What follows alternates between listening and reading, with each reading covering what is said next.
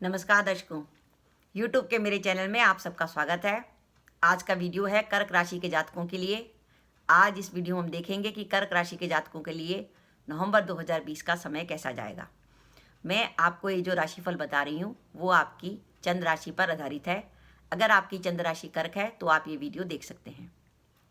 सबसे पहले हम देखें कि नवंबर के माह में कर्क राशि के लिए ग्रह गोचर क्या है।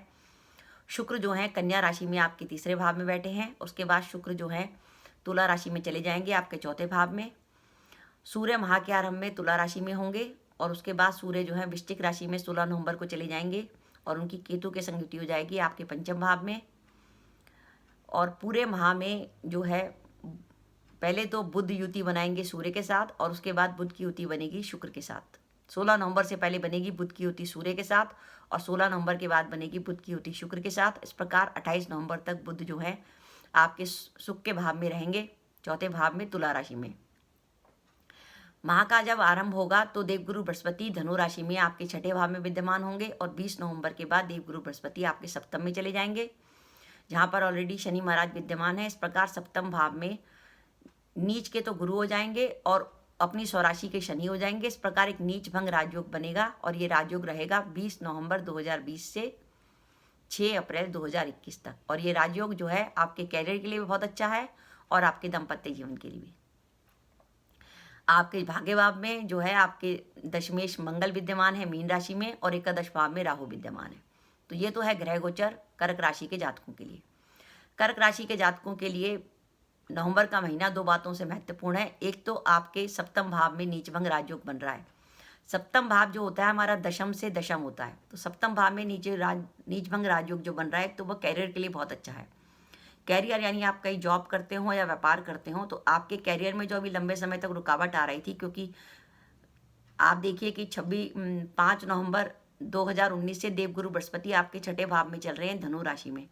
वैसे धनु राशि में गुरु स्वराशि के थे, लेकिन छठे भाव में जब गुरु चलते हैं तो कामों में कई तरह की बाधाएं देते हैं, जॉब में प्रॉब्लम आती है, आपको कर्जे लेने पड़ते हैं, कईयों को नौकरी छोड़नी पड़ी, कईयों की हेल्थ में प्रॉब्लम आई, इस तरीके से व्यापार में हानि होती है। इस तरह की नेगेटिविटी गुरु दे रहे थे। लेकिन अब गुरु जो है छठे भाव को छोड़कर आपके सप्तम भाव में आ जाएंगे, जहाँ का वो बहुत शुभ फल देते हैं।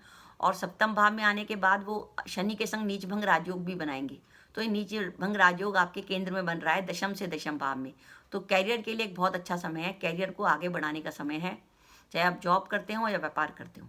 साथ ही दाम्पत्य जीवन की अगर बात करें तो कर्क राशि के जातक दाम्पत्य जीवन को लेकर कुछ ना कुछ तरीके से परेशान रहे। पहले उनका दाम्पत्य जीवन राहु केतु के कक्ष में चल रहा था कि राहु के कर्क में राहु चल रहे थे और सप्तम भाव में मकर में केतु चल रहे थे, जिसके कारण दाम्पत्य जीवन में प्रॉब्लम थी। फिर उनके सप्तमें शनि जो है वो अक्टूबर 2017 से 24 जनवरी 2020 तक शनि छठे भाव में रहे, जिसके कारण दाम्पत्य जीवन में प्रॉब्लम आई। लेकिन अब जो है उनकी दाम्पत्य जीवन के भाव में शनि स्वराशि के बैठे हैं और वहाँ पर गुरु बैठ के नीचभंग राजयोग बनाएंगे। तो दाम्पत्य जीवन से जुड़ी अगर कोई प्रॉब्लम आपको लंबे समय से परेशान जो कर रही थी, 2-3 सालों से ऐसा हो रहा था, वो प्रॉब्लम आपकी खत्म होगी और आप पति पत्नी एक दूसरे को आपस में समझेंगे। ये तो मेन बात है जो कर्क राशि के जातकों के लाइफ में होने वाली है। अब हम देखें कि ओवरऑल अगर देखें तो कर्क राशि के लिए नवंबर का महीना कैसा है। सबसे पहले बात करें जॉब की। कर्क राशि के वो जातक जो जॉब बदलना चाहते हैं, तो जॉब बदलने के लिए आपके पास समय है। 20 नवंबर के बाद आप जॉब बदल सकते हैं। और अगर आपको जॉब की भी तलाश है तो 20 नवंबर के बाद जॉब मिल सकती है। और अगर आपकी कोई प्रमोशन वगैरह की बात चल रही है, इंक्रीमेंट की बात चल रही है, तो वो शुभ सूचना भी आपको 20 नवंबर के बाद ही मिलेगी। इसलिए अगर आप जॉब बदलने का विचार करें तो 20 नवंबर से पहले ना बदलें। दूसरी बात व्यापारी वर्ग के लिए समय है कि इस समय वो नीचभंग राजयोग का फायदा उठाएं और अपने व्यापार को नया परिप्रेक्ष्य दें, आगे बढ़ाएं व्यापार को, नए काम की शुरुआत करें। और कोई बड़ा निवेश करना चाहते हैं तो 20 नवंबर के बाद करें। अब हम बात करें धन के बाद की। ये महीना कर्क राशि के जातकों के लिए धन के हिसाब से बहुत अच्छा है। एक तो शुक्र स्वराशि के रहेंगे जो आपके लाभेश हैं और लाभ भाव में आपके राहु रहेंगे। और आगे चलकर 20 नवंबर को देवगुरु बृहस्पति की दृष्टि भी लाभ भाव पर होगी, तो धन आपके पास किसी न किसी जरिए से आता रहेगा। और अगर कहीं से पैसा रुका हुआ था तो वो भी आने की पूरी संभावना है। भाग्य का आपको साथ मिलेगा, क्योंकि भाग्येश गुरु ही अपना नीचभंग राजयोग बना रहे हैं। तो आपका जो राजयोग बनेगा उसमें आपके मित्रों का और आपके जीवन साथी का बहुत अच्छा योगदान रहेगा। जीवन में आगे बढ़ने का समय है। विवाह योग्य युवक युवतियों की बात करें तो सप्तम भाव में गुरु और शनि का जो विचरण हो रहा है वो आपके विवाह के लिए बिल्कुल सही समय है। अगर आपकी कुंडली में दशाएं भी अनुकूल हुई तो निश्चित रूप से 20 नवंबर 2020 से 6 अप्रैल 2021 के बीच में आपका विवाह हो सकता है। दाम्पत्य जीवन का मैंने आपको पहले बता दिया, दाम्पत्य जीवन के लिए बहुत सुखद समय है। आप पति पत्नी एक अच्छा समय व्यतीत करेंगे। संतान के लिए समय बहुत अच्छा है, क्योंकि बुध और शुक्र इस बात का संकेत दे रहे हैं कि संतान से जुड़ी कोई शुभ सूचना आपको मिलेगी। विद्यार्थी वर्ग का मन पढ़ाई में लगेगा, उनको अपने मित्रों से अपनी पढ़ाई में सहयोग लगेगा। हो सकता है आप कई तरीके से ग्रुप स्टडी करें। और प्रेम संबंधों के लिए भी समय बहुत उत्तम है, क्योंकि प्रेम का कारक शुक्र स्वराशि का होगा। इस माह जो है आपको अपने मित्रों से और भाई बहनों से बहुत अधिक लाभ मिलेगा और आपके कई काम उनके मदद से हो जाएंगे। और अगर आपका कोई कुछ पिछले महीने से कोई काम रुका हुआ था तो वो काम इस माह होने की काफ़ी हद तक संभावना बन रही है। शत्रुओं के हिसाब से समय ऐसा है कि अगर आपकी कोई कोर्ट केस की डेट आती है तो वो आपके लिए काफ़ी हद तक पॉजिटिव होगी। तो ओवरऑल काफ़ी अच्छा समय कर्क राशि के जातकों के लिए आया है, विशेषकर 20 नवंबर के बाद का। अब मैं आपको कुछ सावधानी रखने के लिए कहूँगी। पहली सावधानी तो ये कि सरकार का कारक सूर्य नीच राशि में रहेगा 16 नवंबर तक, इसलिए सरकारी मामलों में पूरी सावधानी बरतें। सरकार से जुड़े नीति नियम का पालन करें, चाहे आप बिजनेस में हो या जॉब में हो। और अगर आप सरकारी नौकरी में हैं तो ध्यान रखें कि ऑफिस में किसी प्रकार की गलतफहमी उच्च अधिकारी के साथ ना हो। दूसरा, सूर्य जो है कुटुंब का भी कारक है और नीच का हुआ है, तो कुटुंब में किसी प्रकार का वाद विवाद हो सकता है। और साथ ही अगर आपके परिवार में कोई प्रॉपर्टी से जुड़ा मैटर चल रहा है कि प्रॉपर्टी के मामले में कोई वाद विवाद वगैरह हो रहा है तो उसमें ज़्यादा प्रॉब्लम आ सकती है। और साथ ही अपने हेल्थ का भी विशेष रूप से ध्यान रखिए। तो ये आपको सावधानी रखने की ज़रूरत है। अब मैं आपको बताती हूँ कि अब अपने पास ये जो समय आ रहा है नवंबर का, उसमें नवंबर के माह में किन दिनों में हमें बिल्कुल सावधानी रखनी है कि जिन दिनों में कोई महत्वपूर्ण काम करना ही नहीं है। इन तीनों को नोट करके रख लीजिए। 5 व 6 नवंबर, 13 व 14 नवंबर, 22 व 23 नवंबर।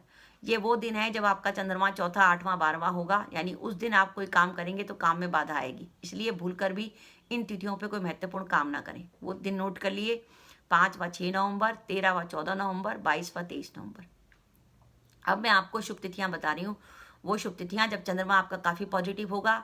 चंद्रमा हमारा मन का कारक है। जब चंद्रमा हमारा पॉजिटिव होता है तो हमारा मन बहुत प्रसन्न रहता है और फिर हम जो डिसीजन लेते हैं बहुत बढ़िया होते हैं।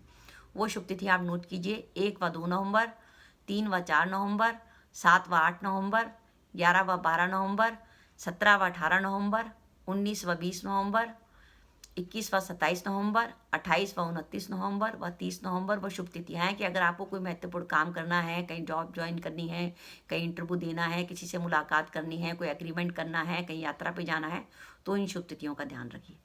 तो दर्शकों, ये मैंने आपको बताने की कोशिश करी कि कर्क राशि के जातकों के लिए एक महत्वपूर्ण समय आया है, क्योंकि कर्क राशि ऐसी है कि वो कुछ स्ट्रगल ऐसे कर रही थी कि पहले राहु केतु ने कर्क राशि के समय को खराब किया, फिर शनि महाराज की के कारण सप्तम भाव काफ़ी बिगड़ा। सप्तम भाव की नेगेटिविटी कर्क राशि के जातकों को काफ़ी मिली।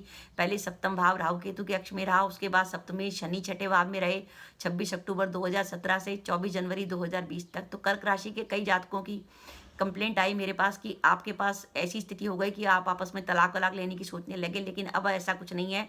आपके दाम्पत्य जीवन के भाव में नीचभंग राजयोग बन रहा है, तो अब आपके वैवाहिक जीवन में भी अगर कोई प्रॉब्लम चल रही होगी तो वो प्रॉब्लम भी आपकी दूर हो जाएगी। तो दर्शकों, आपको मेरा वीडियो कैसा लगा प्लीज़ कमेंट बॉक्स में कमेंट करके बताइएगा। आपके कमेंट्स का मुझे इंतजार रहता है। इसके साथ ही दर्शकों, अपना वीडियो समाप्त करने से पहले मेरी आप सबसे प्रार्थना है कि अगर आपने मेरा चैनल अभी तक सब्सक्राइब नहीं किया तो कृपया चैनल सब्सक्राइब कर दें, साथ ही बेल आइकन को भी दबा दें, जिससे जब भी मैं अपने वीडियो अपलोड करूँ उसकी नोटिफिकेशन आपको मिल जाए और आप मेरा वीडियो देख सकें। इसके साथ ही नमस्कार दर्शकों, जय माता दी।